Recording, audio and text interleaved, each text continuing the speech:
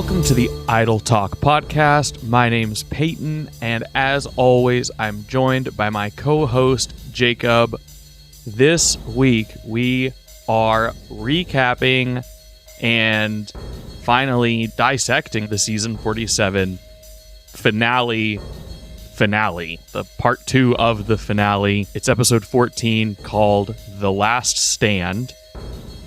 If you have not seen the finale, this is your spoiler warning, because we are going to very quickly be discussing the winner of Survivor 47. So this is your last chance to not have the winner spoiled. You have been warned. Jacob, were you surprised? No. At the winner no, of Survivor 47? Not in the slightest. Yeah, if you listened to our episode last week or the week before, and or even probably the week before that, that's the week where it gets, I think we were kind of 50-50 at that point on the Rachel train, but definitely the last 2 weeks it's been pretty clear that the edit was at first leaning towards Rachel, and then just hard leaning into Rachel, where it seemed almost too obvious, and then questionable as to what was even going to happen in this part 2 of the finale. Mm-hmm. So, Jacob, I just want to know, what did you think of this very bizarre 2-hour second part of what was normally just part of what would normally be stuff we would have seen last week? Yeah. Where there was nobody voted out. It was just the final immunity challenge, and then fire making, and then final tribal and the vote, mm-hmm. and then the after show. Honestly, like, it's weird because I think Rachel is a great winner. I think she 100% deserved to win the season. Mm-hmm. But at the same time, that doesn't make me feel like the finale was just kind of like meh. Not in the sense that of, man, I hate that Rachel won, because no, I think she 100% deserved to win. I think she's a great winner. I think she's the most deserving winner of this season. But it's mad because, like, I want like some drama. I want there to be a point where I could think, oh, maybe she might not win. Maybe this could be closer than it actually ends up being. But once Rachel won the first immunity challenge within the first 20 minutes of the episode, I was like, okay, well, that's that. If this would have been a standard finale, like we would have normally seen, we would have gone into the finale with Genevieve as a part of that final 5 lineup. Mm-hmm. And so I think we could have gone into what would have then been the finale with some questions, I guess, as to what was going to happen, and maybe there would have been some actual tension around that, even though Genevieve would have been eliminated right away. It still would have provided some of that actual tension, because Genevieve was really the only real competition in the later stage of the game. Like, after Andy was eliminated, it was Genevieve, and really even with Andy in the game, Genevieve was the only real competition from purely gameplay. From edit wise, Andy was the only competition, but if we're looking at their games, Genevieve was the actual competition. And so to me, this 2-part finale thing was very bizarre.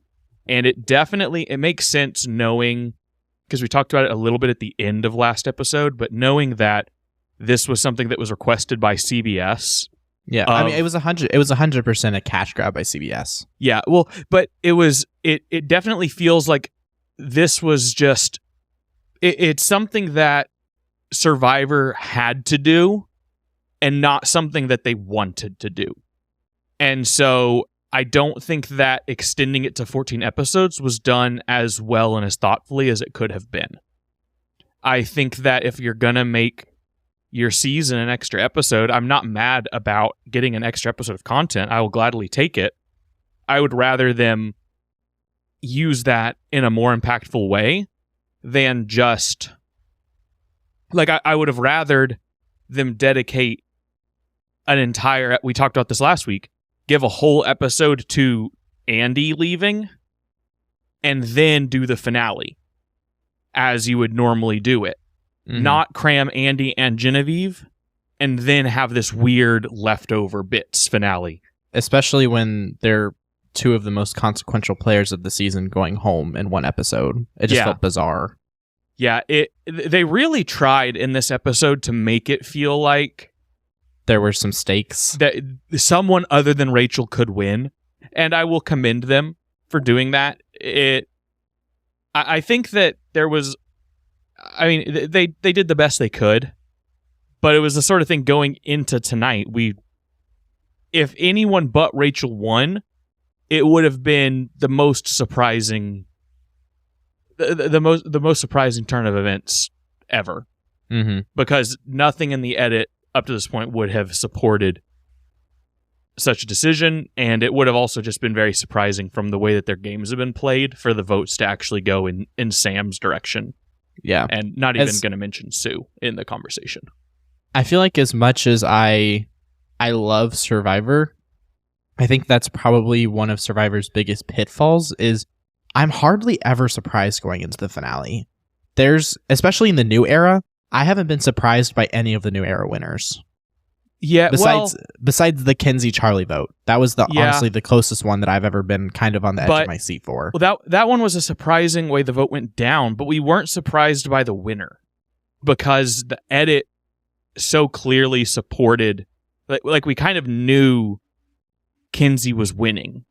It still felt like, okay, maybe Charlie sort of has a shot, but it really felt all along like Kenzie was going to win.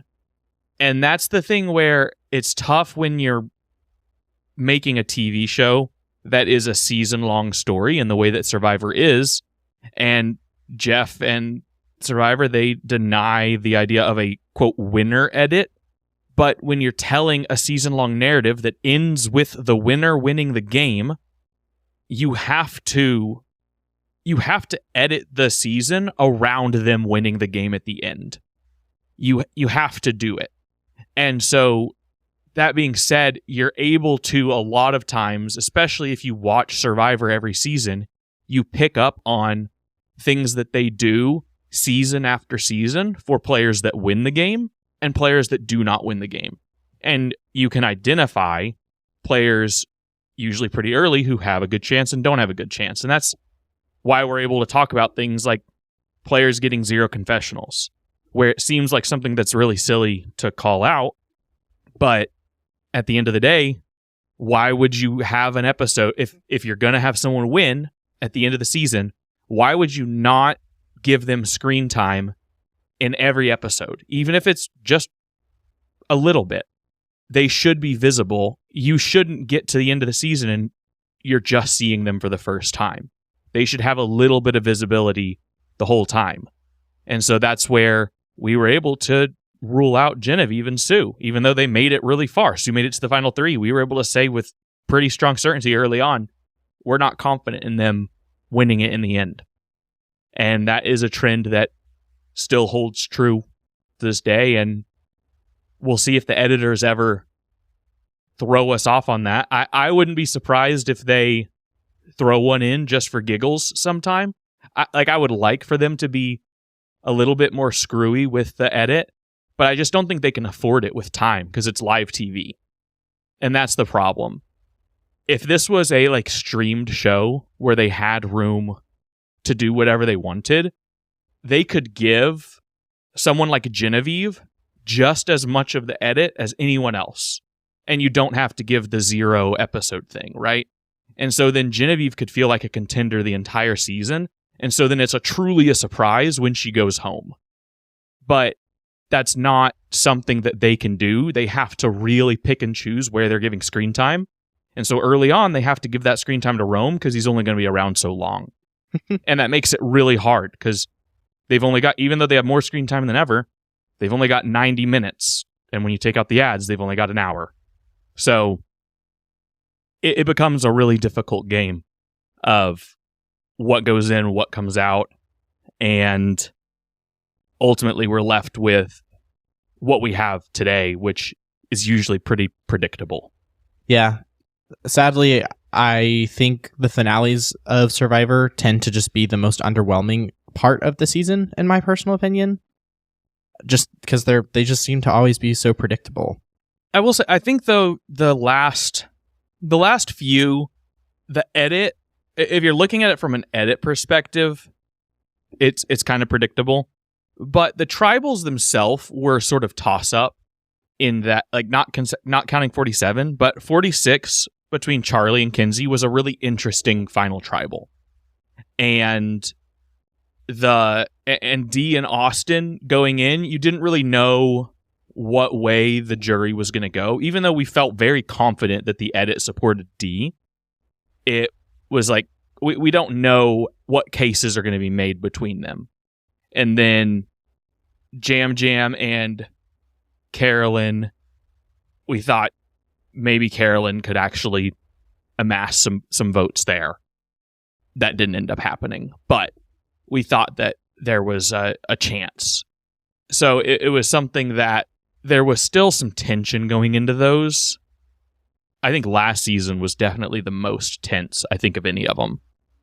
This season definitely was the least of any that we've had in, I'd say, I'm trying to think of one that has been as much of a blowout as this one. It's hard. I mean, it's hard to think of it.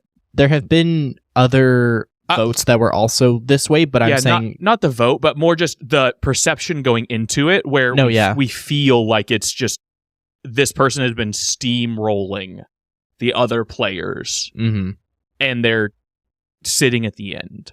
Yeah. What's kind of interesting is let that be a testament to Rachel's game.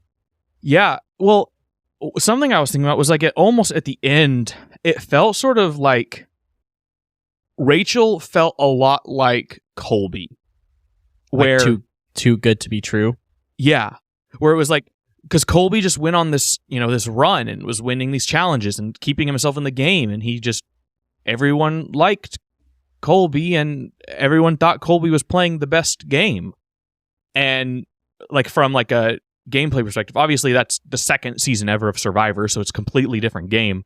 But it was this sort of like really dominant game at the end where was just absolutely dominating the screen and what we were seeing. And so, and Rachel was doing that as well here at the end. And so it's really impressive that, Rachel was able to be such a threat here at the end and still come out victorious. Was able to set the record or tie the record for most individual immunity wins by a woman in Survivor. Only now it belongs to, is shared with 4 other women, so 5 women ever have done that, which is very impressive. She's there with Wigglesworth and Kim Spradlin. Very impressive, the run she was able to go on.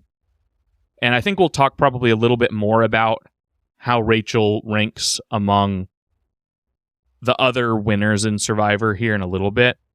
But I think there are a few key moments from this episode that I would like to touch on, because even though it wasn't particularly surprising or the most interesting, there were a few things that I did think were done well. One thing that I thought was really cool was the challenge, and that this was a massive final immunity challenge. Yeah, because whenever Jeff was like describing the steps, he was like, you're going to do this, and then you're going to do this, and then you're going to do this, and then you're going to do this, and then you're going to solve a puzzle. I wrote down every step because I knew we were going to discuss it. So as they were going through the challenge, I wrote down everything they had to do. So I have every step of the challenge written down here. But normally in a final immunity, they're kind of just doing one thing. Like we talked about it last week, like Samotion is a classic final immunity challenge. Honestly, yeah, I was kind of surprised that for the final immunity challenge, they did something that can directly play to someone's strengths.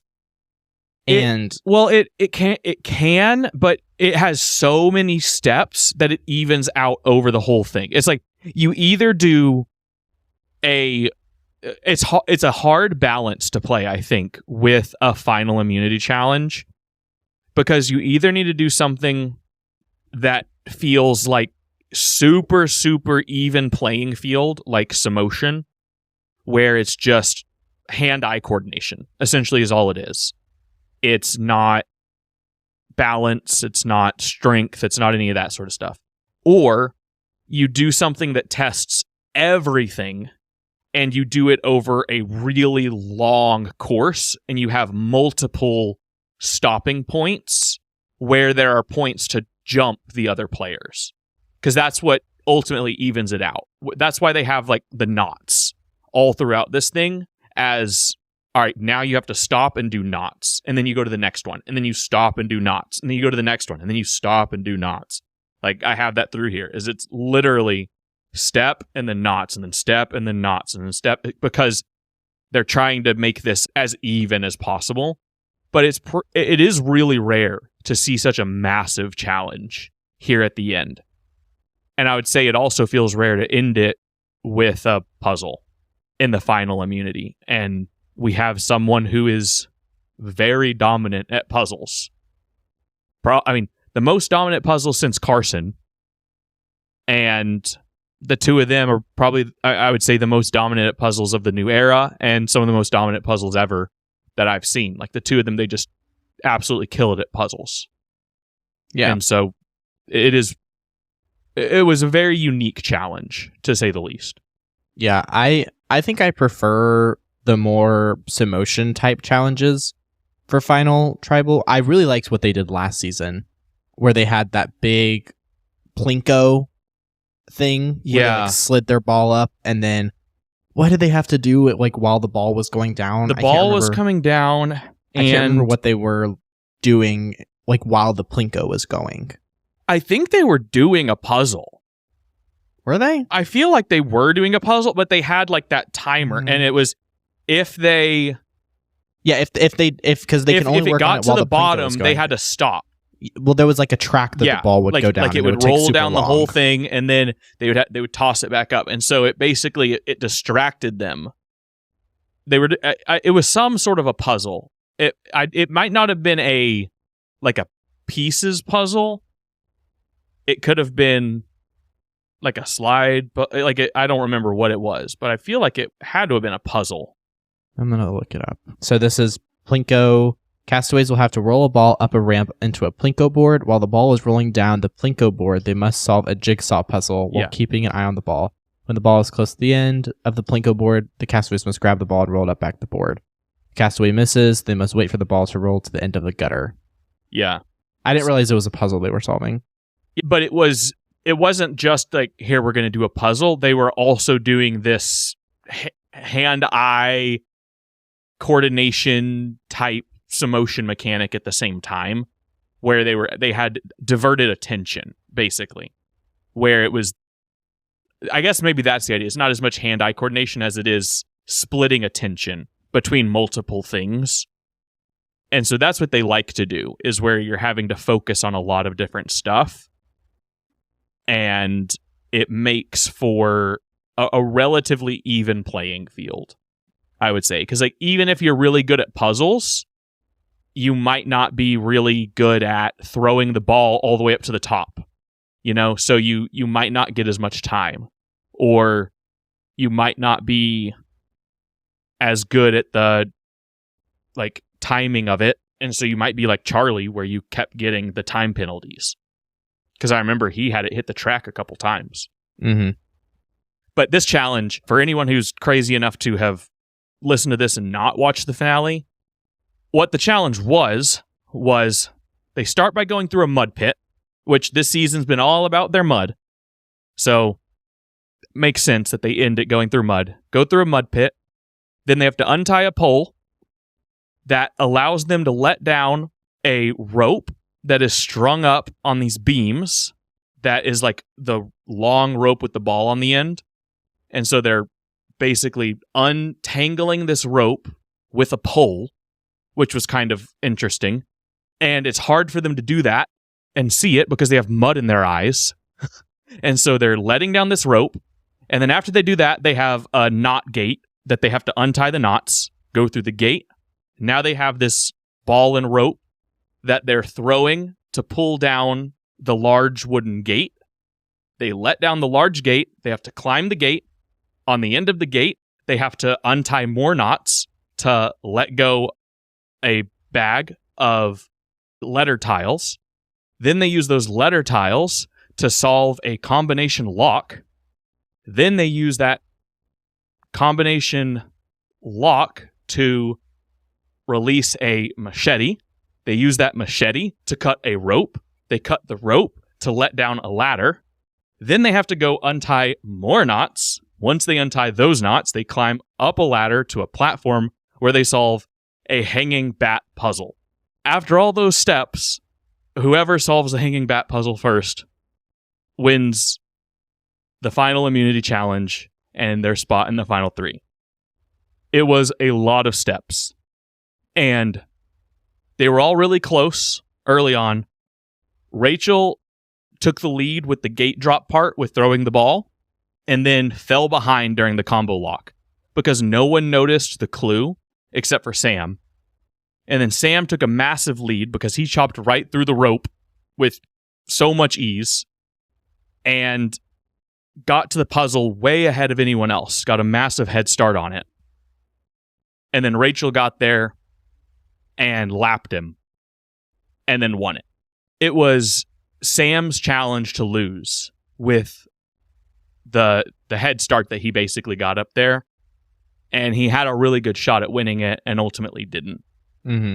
And this was a challenge that it's another one of those that it really makes me wish that the jury got to watch challenges. Because I just think if the jury got to see this challenge, I don't think they would be considering voting for Sam. Because it's like, you had your shot there, man. You blew it. You were there. You were right there, and you couldn't do it. And it was really impressive of Rachel to go do it for her 4th one. I think we've talked about this a little bit before, like with the jury seeing challenges. But I'm curious, what do you think about the way the jury is set up? Do you think that the jury should be allowed to talk to one another in the way that they currently are? Or do you think the jury should be sequestered? I feel like it makes sense for them to be able to be together because I feel like you need to be able to talk through things with each other. But then you get, because we had almost a unanimous vote, right? Where the only outlier was Kyle. And it's rare for people to come in and change their vote. Last season, 2 people changed their vote, like during it. It was Q and Maria, I'm pretty sure, right? I think those were the only 2 that changed theirs.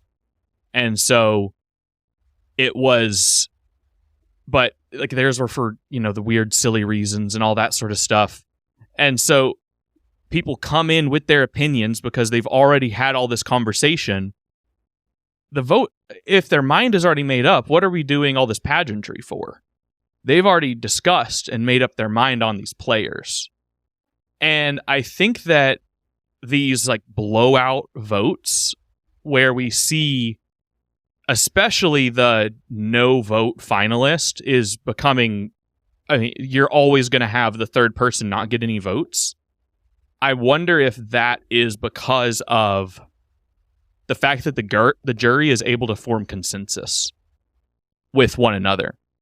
I wonder if you had the jury sequestered and then they came to tribal and you let them go to the immunity challenges as well.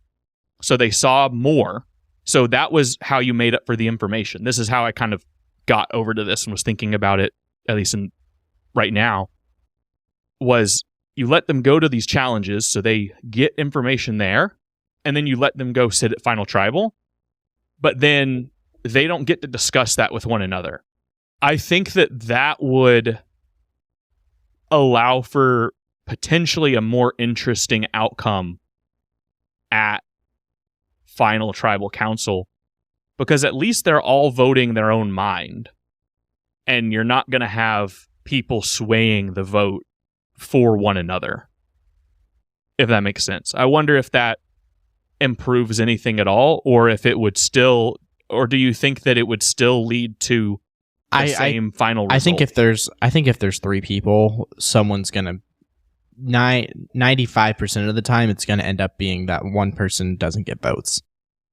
Do you think that there's still only one vote on Sam if the jury is sequestered this season? Yeah, to be honest, I think that Andy had allies on the jury just as much as Rachel did. Sam had Sierra, who should have been rooting for him and obviously ended up not, or not voting for him or getting convinced otherwise, but Sam had people who technically really should have been in his corner. The vote he got was not from someone who he allied with or played with. So obviously, yeah, I'm saying that like everyone knew that Kyle voted when they asked who voted for Sam, everyone pointed at Kyle. Everyone already knew that Kyle voted for Sam. They had already discussed what the votes were going to be. No one's vote changed. And so that's what's making me think about is that like they had already sat down and had a conversation to some extent. And so I do think that there was probably openness about where the vote was going to go. Like if they were willing to change their vote, but it might have also just been a unique case for this season, but it was a sort of thing where like, I think they had all seriously formed unanimous consensus with one another in a way that I don't think you get that same groupthink consensus if they're not talking to each other. It's the same sort of way you get groupthink on social media, where people will form collective opinions about things just because other people are saying that same thing. Now, do I think they formed the right opinion? Yeah, I think Rachel should have been the winner here. But does that always work out in the right way? Maybe not. I mean, I think you like the Gabler season would be a perfect example. Well, I was going to say, I think there's 2 sides to this. That there's the side of you get these landslide victories where it's not even close because everyone just kind of comes to a consensus beforehand because they discuss it beforehand, obviously. But then you can lead to where if you know they're not going to be talking to each other, it becomes much more important with just being friends with the people that are getting voted out.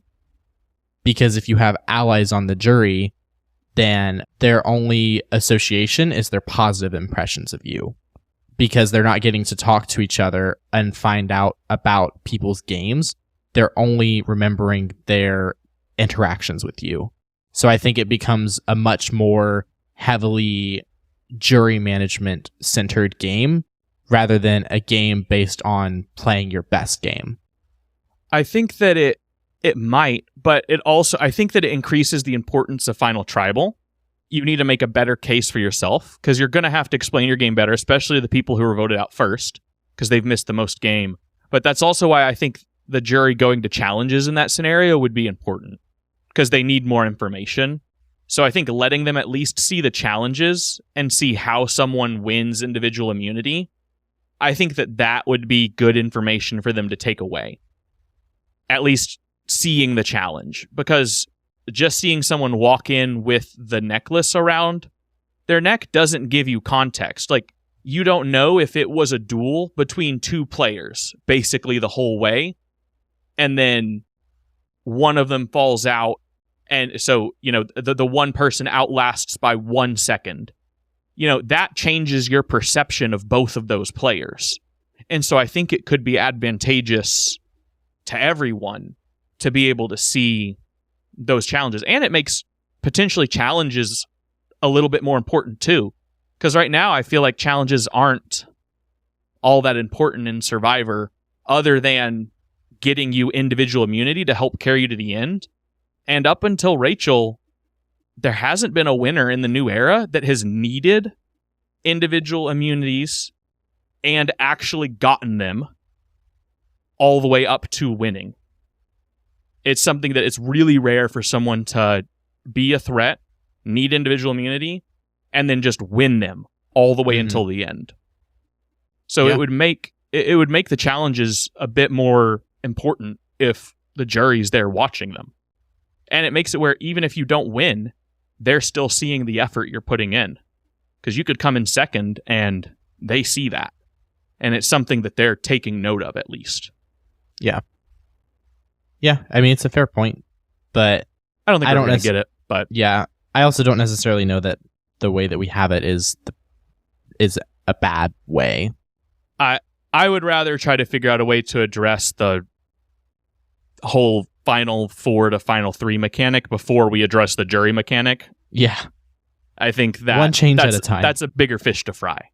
Speaking of, fire making was the other significant part of this episode. We learned beforehand that Sam didn't make fire once while on the island going into this fire making challenge. Did that surprise you to learn? Yeah.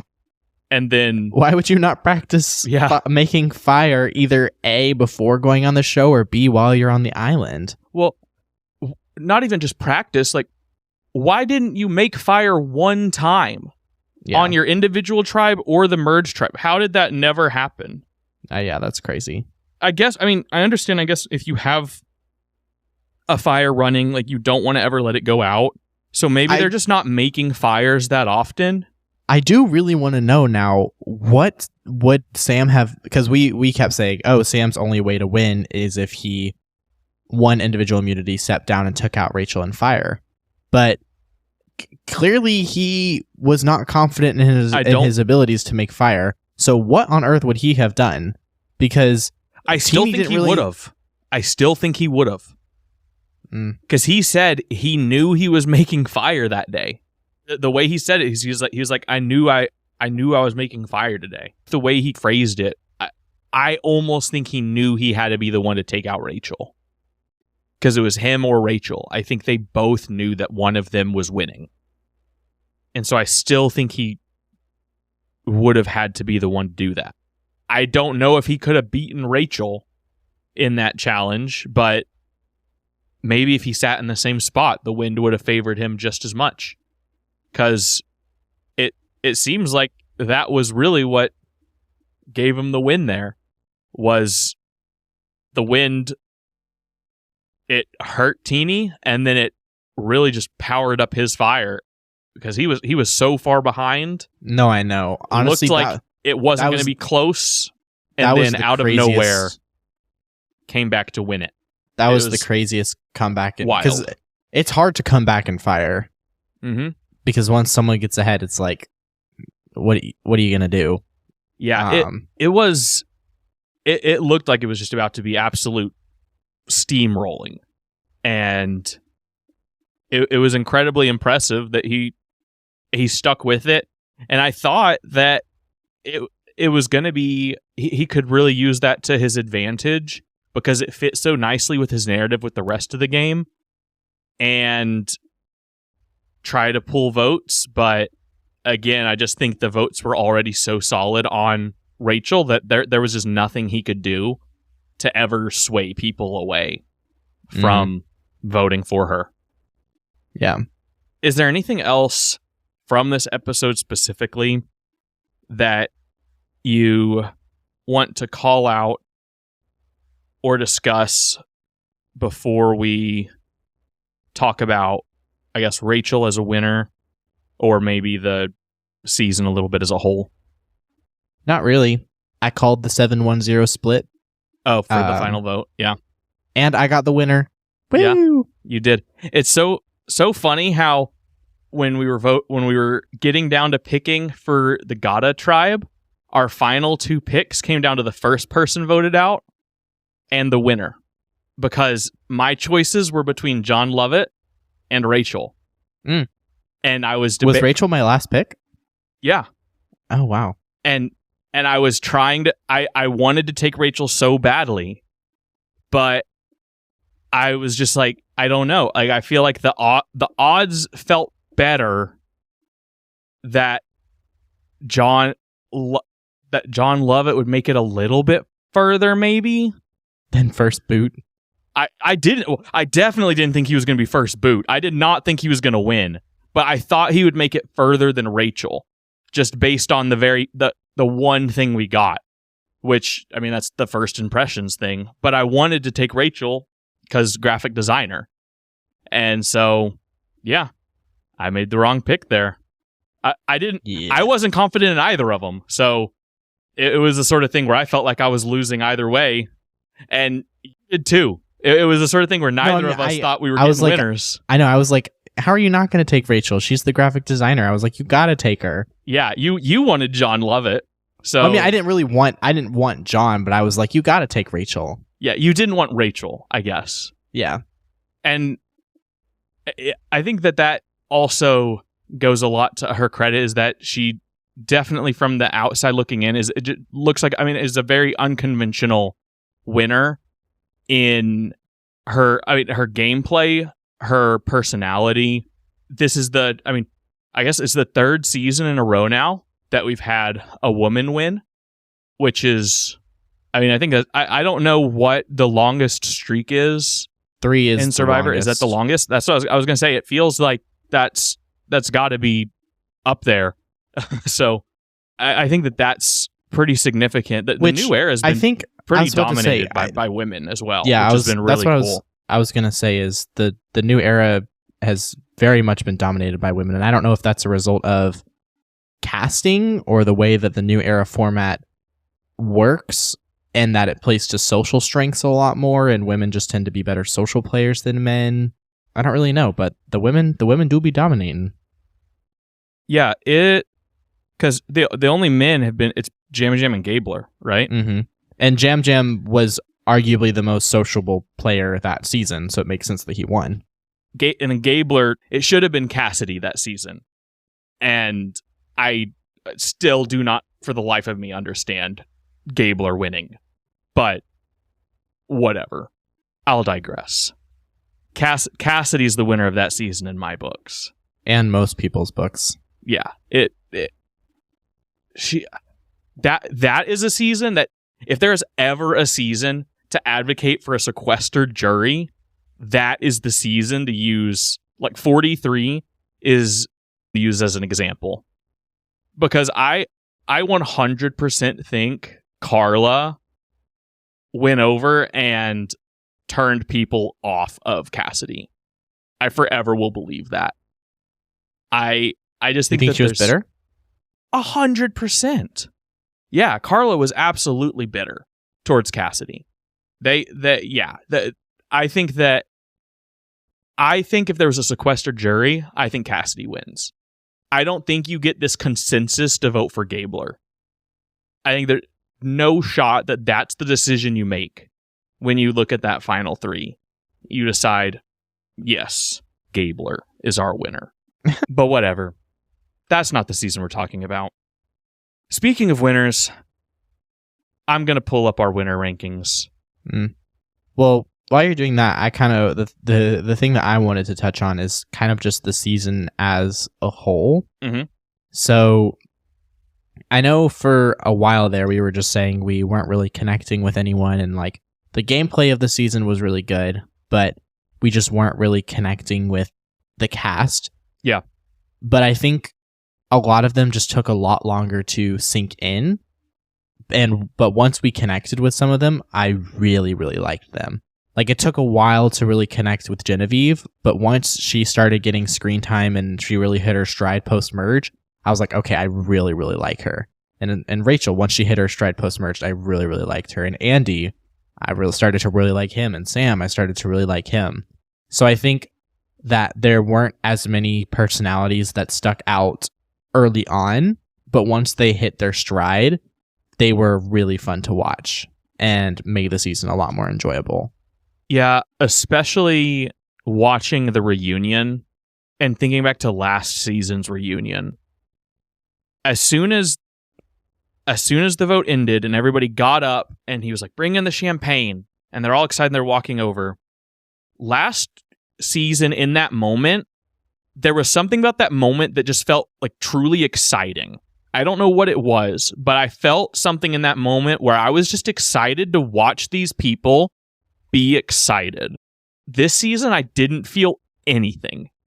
And that I don't know if you I don't know if you felt that way or not. I didn't really but either. I was just like, I mean, I was just like, okay. woo, Rachel. I was just like, woo, Rachel. And that might have just been because we were like, all right, chalk, we know what's happening. Like, cool, we're getting through this, whatever. But I think it's also just because, like, as a whole, there weren't a lot of people that I was super invested in.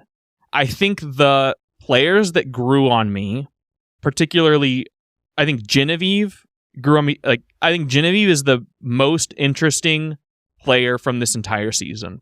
Yeah, I agree. And so I think Genevieve, top tier, best player from the season in terms of like complexity, being super, super interesting, a lot of fun to watch. I want to see her back. I think she'll be there in season 50. And then I think Rachel was really great, came on strong there at the end. But I think her moments were a lot more low-key a lot of times. So it wasn't, I don't feel like there were a lot of like emotionally resonant moments with Rachel in the same way that Genevieve had. Teeny had some moments, but not a lot. Andy became fun to watch, but I don't think was someone that I like emotionally like I felt like I was invested in a really significant way. I thought Sam too was an interesting personality, but it was the same thing. I didn't feel particularly invested in Sam as a player. And so I think that's kind of how I felt about a lot of them. Was I just like I kind of felt pretty apathetic towards a lot of them. But Genevieve and Rachel, I think, stand out above the rest, where they feel like in a tier of their own.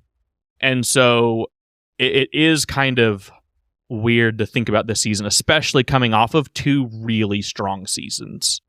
At least in terms of their cast. Yeah, in terms of their cast. Yeah, I agree. And gameplay. I think 45 and 46 had great gameplay. I think especially 45. I think 45 is probably the best season of the new era. It's, if I had to sit, like, it would be hard for me to sit down and think about all the, like, think through all the seasons and rank them. And maybe that's an episode we do during this off season. We rank the new era seasons up to this point. We could do that. But I think 45 feels like it's the best, most well-rounded. I will say this three season run has been very impressive. It's been really good.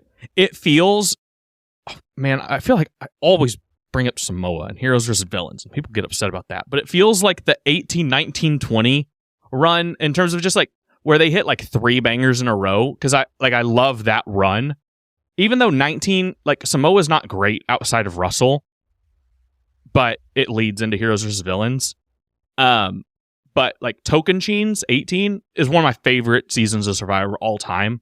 And then Heroes vs. Villains is like undoubtedly great. And so like the fact that they had like those 3 seasons in a row was like an anomaly, and it was really awesome.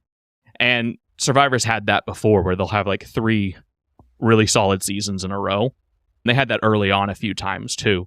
And so like I think the first 3 seasons, like 1, 2, 3 right off the bat, I think are good seasons. Like, and then I think 4 was solid. 5 is not. But anyways, I think the fact that we've had these 3 really good seasons in a row, it makes me optimistic for 50. I don't know what's going to come beyond that, but I'm optimistic. We're getting closer. We're literally we're 2 seasons away from the premiere of 50. Like, we got 2 more between us and 50. Yep, 48 and 49. What were we talking about? Ranking winners are, to remind you of the tier lists, we have... Go ahead. Go ahead. I was just going to say, like, it feels so hard to rank her because it comes down to what you value in terms of what makes a good winner. Yep, this is our list. So it's what we value. Yeah, I guess that's true. And so we get to choose what we value, and then we can defend it in such a way. So here's the current tiers. We have Idol tier, Hall of Fame tier, Great tier, Good tier, Fine Unoffensive tier. And then we haven't put anything below that, but if we drop anything below it, we'll create new tiers. Fine/unoffensive, we have Gabler, and then above Gabler, we have Erica, but they're both in that tier. And I think I almost want to create a tier below that one and put Gabler in it, because it feels offensive to put Gabler in the same tier as Erica, honestly, to me. But I feel like we need more people to really do that. Yeah. Whatever. Then in good, from the bottom up, Richard, season 1. This is such a random list because it's seasons we've watched together. It's the seasons we've watched. And we've covered them on the podcast some. I don't think we've actually covered Marquesas, but that's on here. Anyways. Like with Vesepia? Yeah. Yeah, no, we haven't talked about it. We never talked about Africa. We've watched Did that we? No, we never talked about Africa. Oh, okay. Well, that's on here too. Is Ethan on there? Yeah. Oh, so okay. Anyways, Richard, season 1. Kenzie, season 46. Jam Jam, season 44. Tina, season 2. Those are in the good tier. Then in the great tier, Vesepia, season 4. Marianne, season 43. Ethan, season 3. D, season 45. That's the current list. And we rethink these. So we don't have anyone in Hall of Fame? No one in Hall of Fame, no one in Idol. We've not broken these up anymore since then.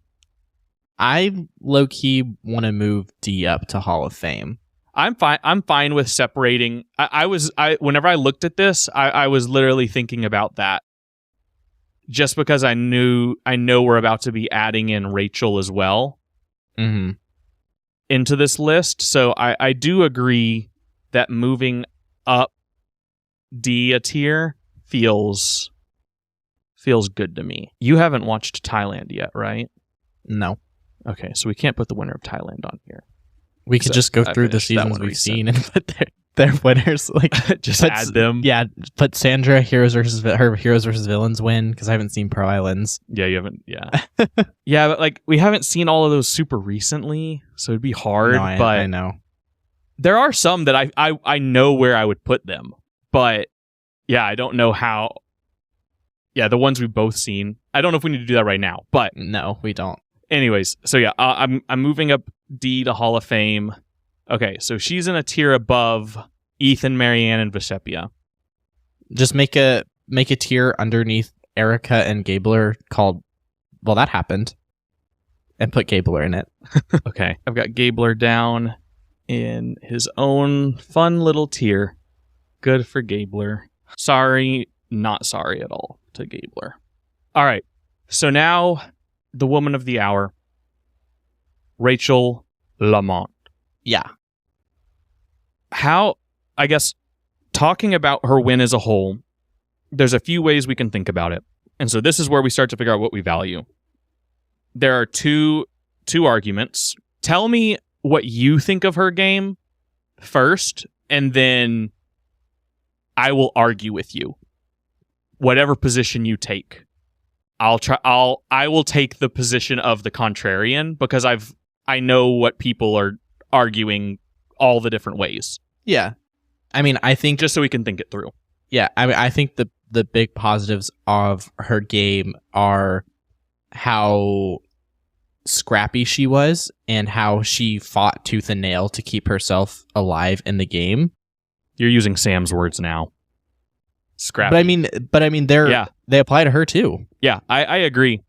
I mean, I think it's super impressive. Winning immunities is one thing, but winning immunities when it counts and when it's crucial is another. Mm-hmm. And when your life in the game is on the line and you're able to pull that out, I think is extremely impressive.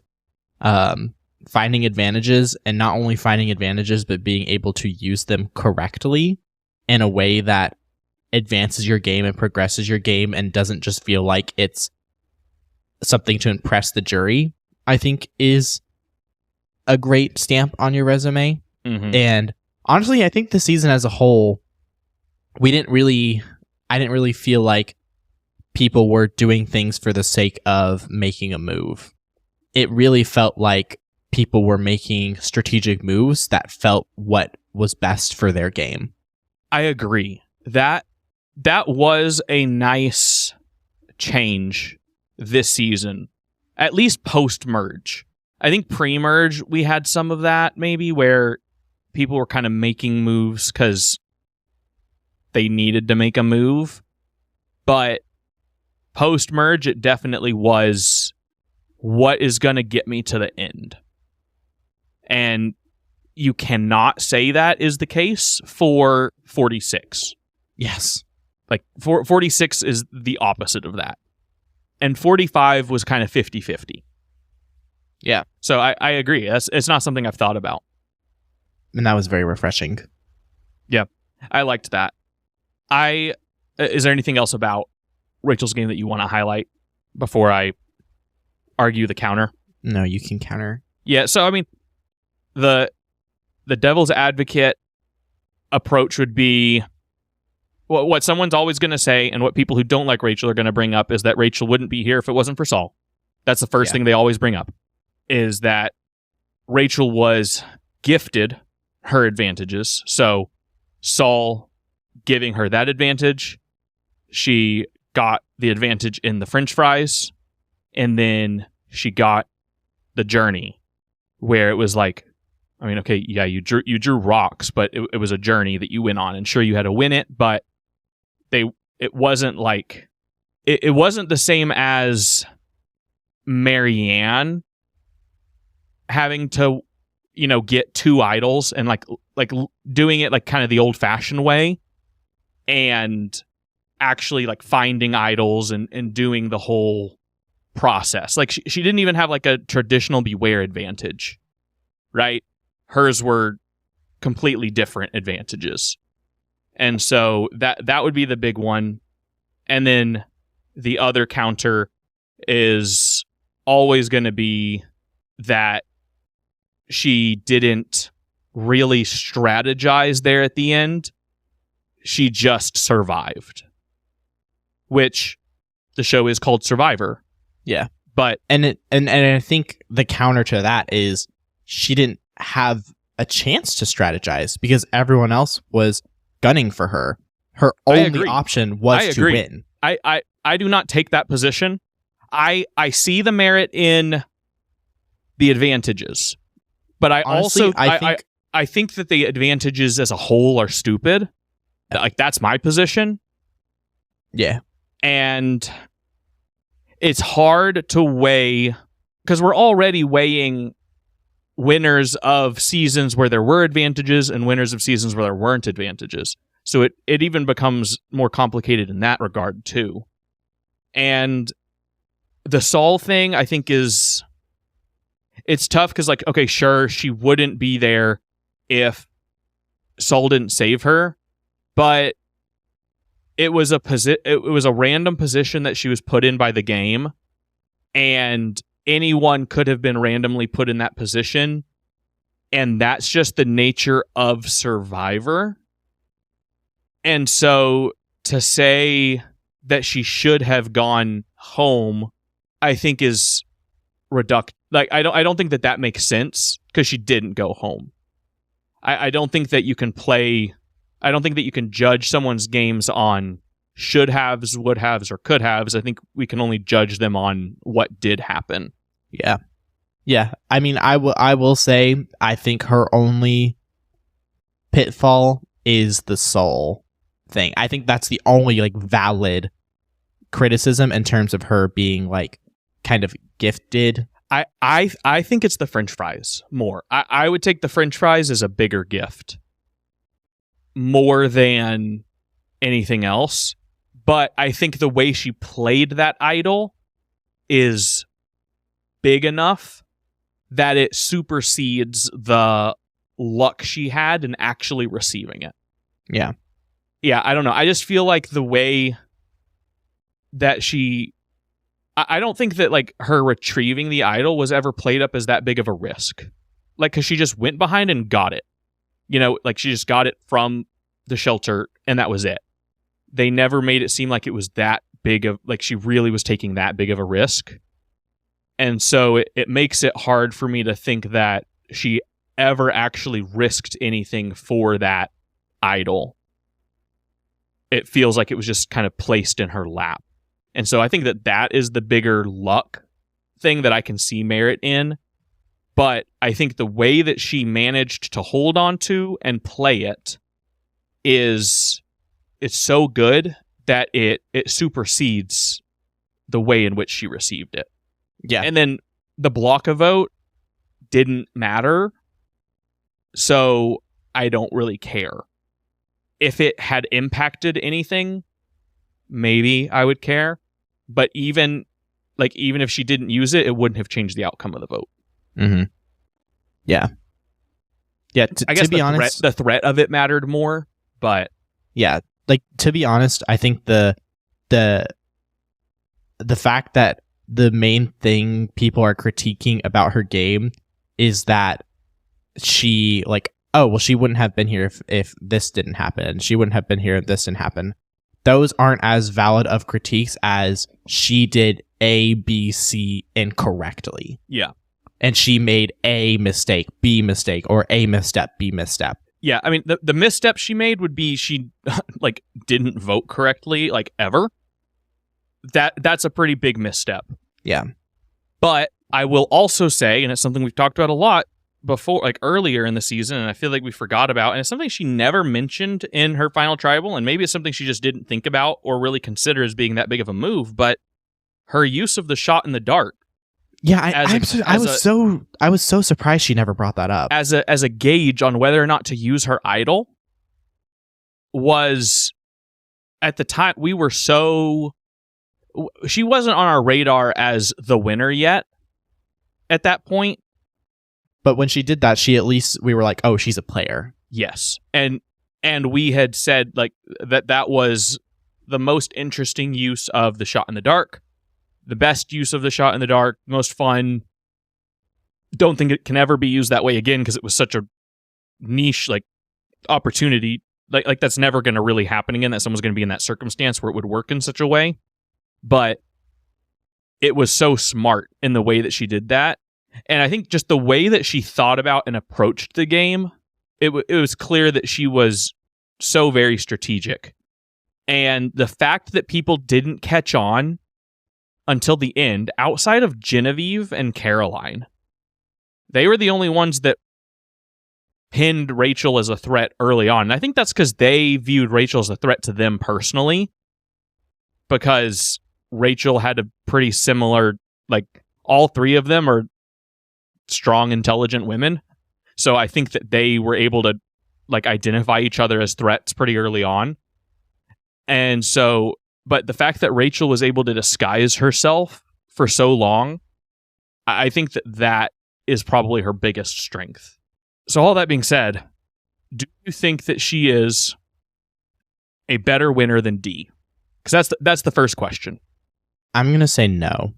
And then my follow-up to that is going to be why? Or I guess because why? I think D had a better, well-rounded game. Whereas I think Rachel excelled in the outlast portion of Survivor, peak outlast of... and outplay. Yeah. But I think D has a much stronger, well-rounded game. I don't know. I don't know if you could say that, because Rachel was better at challenges. Rachel was better at surviving on the bottom. To be fair, and D still won was better strategically. Okay, I wouldn't say that she was better strategically. I think she was better strategically than D. But I think D was better relationally.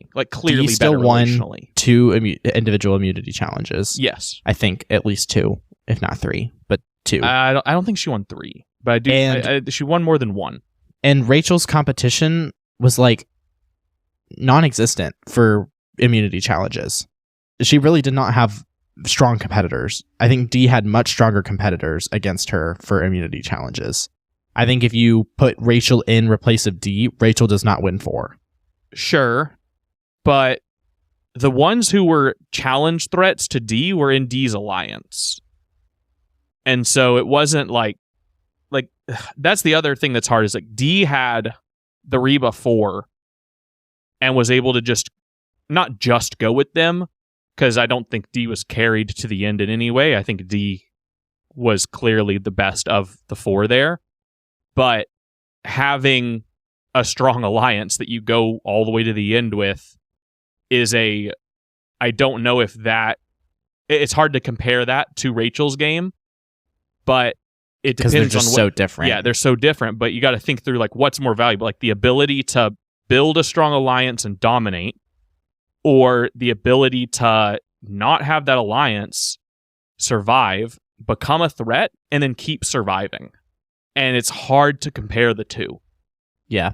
It's honestly like as far on the opposite ends of the spectrum of how to play Survivor as you can get. Like the two opposite ways to play the game. Very different games. I desperately want both of them in season 50 just because I would like to see them play against one another. I think honestly, I think Rachel needs to go in Hall of Fame in D's tier because I think that they both played masterclass games of their respective games, but they're just so different. And specifically given that the hands that they were dealt. Yes. The way that they maneuvered their specific situation. Yes. So you are saying then that you think that Rachel's win is definitely better than Ethan, Marianne, and Vesepia. Yes. Because you're saying it belongs in a tier above those three. Yes. Do you agree? It's really hard to compare to Ethan and Vesepia. They were just like such strong like socially. Yeah. So it's really hard. And then Ethan was good at challenges, but like they were just like social butterflies and so good. And for Vesepia to be able to like hang on the whole game was crazy. Yeah. I mean, she truly played the first game from the bottom. Yeah, Vesepia is a really good comp to Rachel. She played Rachel's game before Rachel's game. Yeah. So Marianne's the one that I'm having to think about a little bit because Marianne had advantages like Rachel did. Played them well, and even had one that she didn't even need to play. She carried all the way to the end. No one knew about. Yeah, I think Rachel played a better game, but Marianne was I think is close because Marianne was very much underdog. Like Marianne feels like a similar winner to Rachel, but I don't think was as strong. Like Marianne didn't have as well-rounded a game in the same way that Rachel did. I think Rachel was, if we're talking like well-rounded, Rachel's was more well-rounded than Marianne's was. Is the way I would think about that. So I am okay with having Rachel in the same tier as D, but a tier above Ethan, Marianne, and Vesepia. So I think that's pretty good. The winners from this new era have been overwhelmingly underdogs. I feel like that's kind of just the nature of the way the new era works. It's like outside of D, right? All of them have been underdogs. Yeah. Every single other one of them was the minority tribe going into the merge, right? Rachel, minority tribe. Marianne, I don't remember. I don't remember the breakdown, but was an underdog for sure. Kinsey, minority tribe. Erica, very underdog. Gabler shouldn't even be in the conversation. Jam, yes. Tika 3. So that is another interesting thing that could be a great conversation for a future episode as well. That as I'm looking at this list is almost like we're talking about that being the theme of this season. That could almost be applied as like a theme of the new era outside of 45. Yeah. Where 45 feels like an outlier. I mean, I think it just is an impact of the new era that it's so much harder for big threats to win. And it's so much harder for truly the best player of the season to win. I guess maybe that's a good note to end on here. Do you think, ignoring the edit, the best player of this season won? I mean, it's either her or Genevieve. I agree. It's one of those two. I would probably need some time to sit on it. Honestly. It's hard. I think because we got the extra immunity challenge, I think helped, where it's like, all right, like, I mean, Rachel's like really killing it. I think if you But- if you say, okay, we're cutting it, we get to 5 and we're voting for the winner at 5, Genevieve. where they're still all in the game together, I think Genevieve wins. Yes. So if we look at it from that perspective. Yeah, I would pick Genevieve at that point. I think after that point, I would sway to Rachel. But I do think if we're saying, like, if we're ranking the players of this season, if we were to rank them, I'd probably rank Genevieve at 1, even though Rachel was the winner. Yeah. And that's not uncommon in a season. Like, season 1, we're going to put Ricard number 1. You mean 41? Or 41, sorry, not season 1. Season 41, season 1 of the new era. Yeah. But season 41, we're going to put Ricard at 1, not putting Erica at 1. Mm-hmm. And I think with all the seasons, there would be someone above the winner, Mm-hmm. except for D. Well, who would you put above Marianne? Omer? Jonathan. I think it's incredibly impressive that Jonathan made it as far as he did, literally carrying his tribe on his back in a challenge and being the most physically dominant player in the history of Survivor at challenges. And then he was able to make it as far in the game as he did. I think it's one of the most impressive things I think a player has been able to do in the new era, because we just talked about it. Like, that doesn't happen, especially in the new era. Yeah. So Jonathan might be the best player that season. Yeah. And then 43, I'd put Jesse. Yeah. At number 1. 44, I'd put Carson at number 1. Jesse and Cassidy would be like 1 and 2 for me that season. And then 44, I put Carson at 1. Yeah, Carson, Jam would be really close. Mm-hmm. Also, Sneak, like Franny, but she didn't last very long, so that makes it hard. And then 45D, and then 46, I put Maria at 1. Yeah, 46 is hard. 46, you could make a lot of arguments. There's a lot of people that you could argue, because I think you could argue Maria. I think you could argue Charlie. I think you could argue Kenzie. I think you could argue Q. I would put Maria and Charlie at 1 and 2. I would put Kenzie at 3, at least, if not lower. I think you could even. I would even. I'm thinking through everyone, but I think you could even consider, like, if you consider just like pre-merge Hunter, that's a pre-merge Hunter is probably top player that season. If you just do pre-merge Hunter, it becomes very. That season's really hard, but not the winner that season. So yeah, I think the only one where it's the winner is 45. Yeah, unless you wanted to say Emily. Emily would be the only one that you could maybe say, but I don't think she's the best player that season. Caleb, gone too soon. Yeah. He'll be getting a call. Don't you worry. Oh, yeah. We will see him in season 50. And we will probably talk about season 50 again, whether that's after this season or if we wait until after season 48.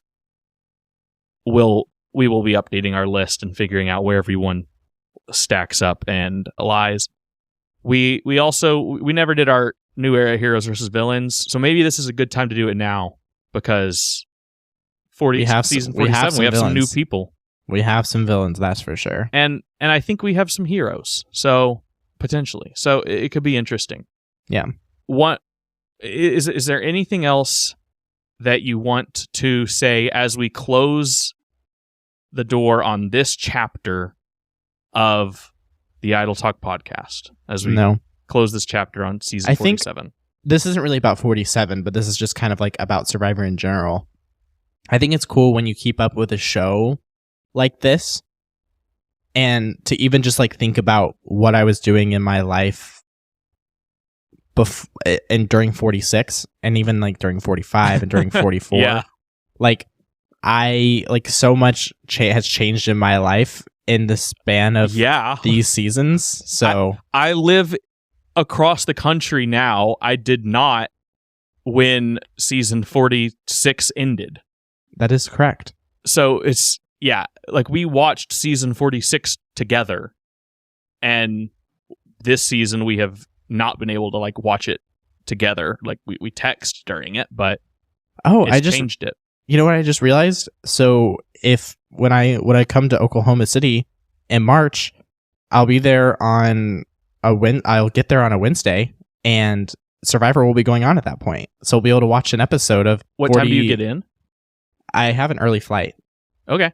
Yeah. So we'll be able to watch an episode of 48 together next year. Dope. See? Works out great. We can even record it. We'll have to record an episode of the podcast. We'll do live recording. Live recording together. Bring your microphone. Yeah. Awesome. Well, I think that this was a okay season, is what I'll say. I think that it had some really high highs.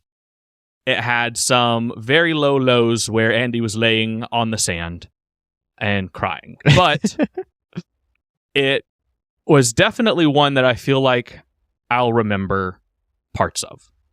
And that's what I will say about season 47. What I'll remember parts of. Okay. It's like, that's like, this was definitely one of the most seasons of all time.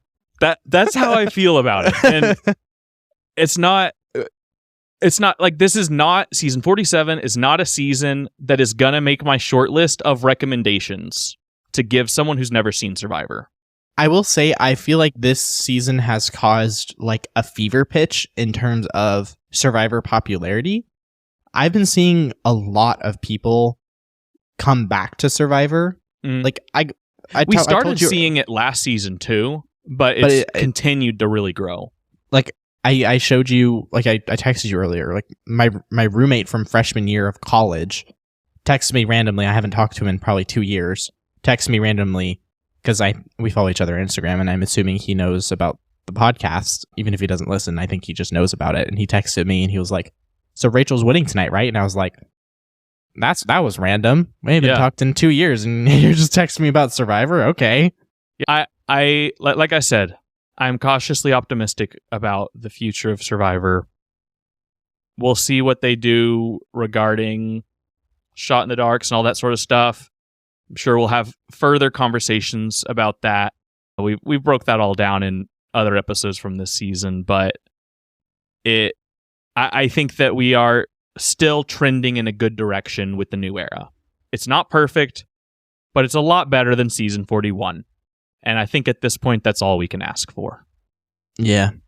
They'd have to really screw up to be worse than 41. But anyways, anything else you want to say about season 40 before we end it here? No. Nothing else that I want to say. We'll probably have some content before 48 comes out, but season 48 will be another fun little grind, and we'll hopefully have some really fun personalities there that we can get really invested in. Yeah. That's what I'm looking forward to. With that, we will wrap up our final recap episode of Survivor 47.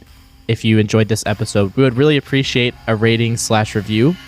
Additionally, you can follow us on Spotify and Apple Podcasts and YouTube, wherever you get your podcasts, and make sure to check us out on social media at Idle Talk Podcast on Instagram, TikTok, Twitter/X, and we will catch y'all in the next one.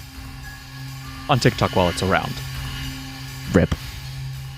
The Supreme Court is hearing the case. There's hope. All right. Okay. Bye. Bye.